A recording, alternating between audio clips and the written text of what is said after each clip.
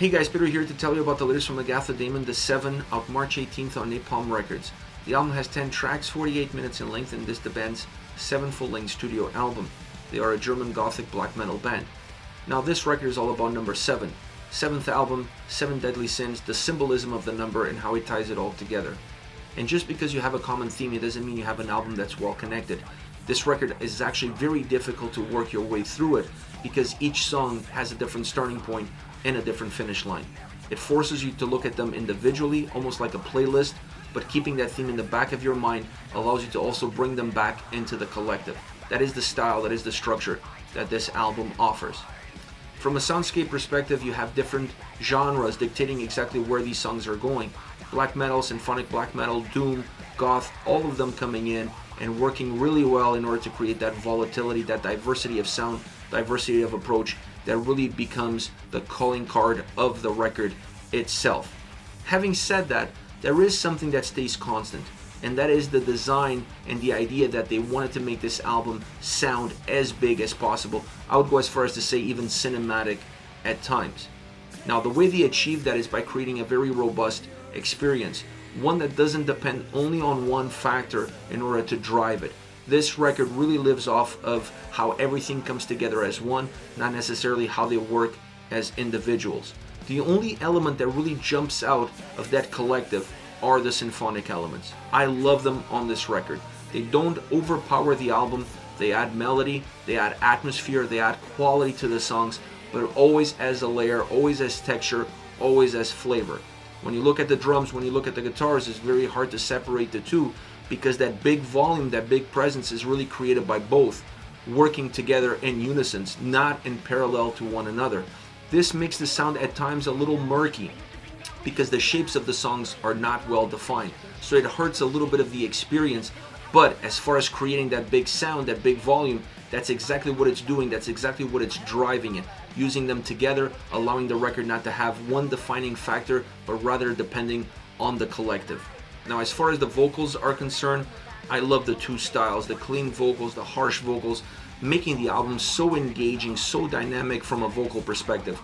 The clean vocals are outstanding. They have this dark nuance to it. They bring the mood down. They allow the record to be melodic and melancholic at the same time when they're in the forefront. And they create a clear break from what the harsh vocals are doing. The harsh vocals, more abrasive, more in your face, a lot heavier, a lot more aggressive, really driving the nail home as far as the heaviness of the record is concerned. A lot of that heaviness, it's coming from that volume, but also from those harsh vocals. Having the clean vocals to bring the mood down, completely breaking the parameters of where the record is going on a track-by-track basis, makes the album come alive vocally at every single turn. Definitely one of the highlights of this record.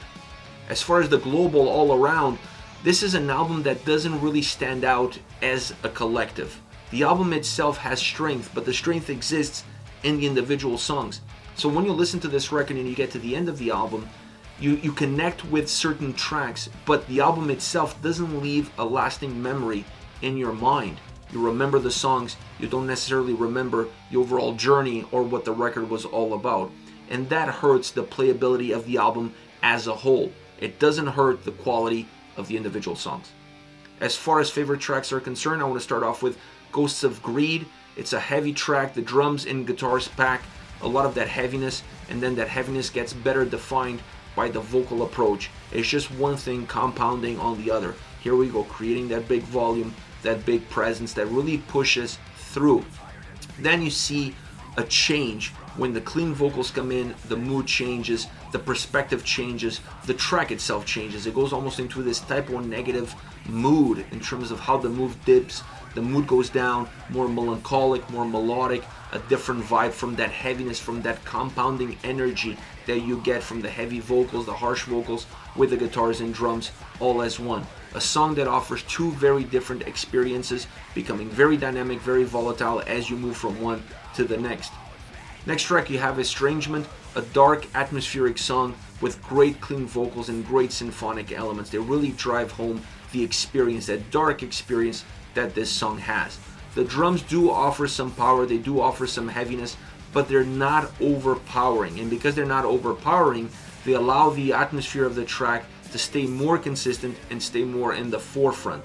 Now the song gains some intensity as it progresses, and when you get into the last third, the track becomes super heavy musically and vocally. The vocals change completely. You go from the clean, more melancholic style to the harsh vocals. The track itself musically also gets heavier, and it's a very nice way of finishing off a track that started in the basement and finished on the roof as far as the levels of aggression, intensity, and heaviness are concerned. Last but not least, In My Dreams Part 2. Part 1 is like an interlude, an instrumental interlude that leads into this track, and Part 2 is just a phenomenal song, my absolute favorite track on the album. It has intensity, it has aggression, it has a heaviness. All of those elements help define the overall experience of the track, and the chorus is something out of this world, both musically and vocally. It's very melodic, very melancholic. It changes completely in terms of how the verses are perceived versus how the chorus comes across. But the chorus is so melodic, so melancholic, lyrically, vocally, musically, that it becomes so hooky and so catchy, and you just gravitate to it. But it's a very dynamic track with incredible ebbs and flows as you move from verses into chorus. You can see the movement that the track offers, and you can see that melody morphing into heaviness, back into melody. Incredible track all around. This is it. This is Agathodaimon, the 7, on March 18th on Napalm Records. Let me know your thoughts on the band, on the singles. Use the comment section below. I'll be reading those and getting back to you. Take care, guys.